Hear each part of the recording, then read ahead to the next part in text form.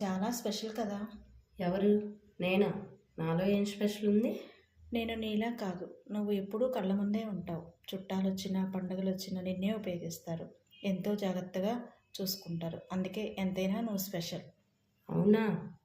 అయితే నువ్వు స్పెషల్ కాదు అని నీకు ఎందుకు అనిపిస్తుంది? ఎందుకంటే నేను అందంగా లేను. నన్నెక్కడో వెనకాల దాచేస్తారు. వాడాక మూలన పడేస్తారు. నన్ను ఎన్నిసార్లు కింద పడేశారో, నాపై పడ్డ గీతలు చూస్తే తెలుస్తుందిలే నీకు నేను ఎందుకు స్పెషల్ కాదు అని. హ్మ్. నా గురించి నువ్వు చూసిందే చెప్తున్నావు. నన్నేమీ అర్థం చేసుకోలేదు. అదేంటి? నువ్వు చాలా పర్ఫెక్ట్‌గా ఉంటావు కదా! నేనేమీ పర్ఫెక్ట్ కాదు. అందంగా ఉంటాను అంతే. అలా ఉన్నంత వరకే నన్ను స్పెషల్గా ట్రీట్ చేస్తారు. ఒక్కసారి చేయి జారి కింద పడ్డానో నా కథ ముగుస్తుంది. నా స్థానంలోకి మరొకరు వచ్చేస్తారు. అవునా? అలా ఎందుకు జరుగుతుంది? అమ్మో! నువ్వు చెప్పింది నిజమా? నిజంగా. నిన్నైతే రోజూ ఉపయోగిస్తారు. ఎందుకంటే నువ్వు చాలా దృఢంగా ఉంటావు.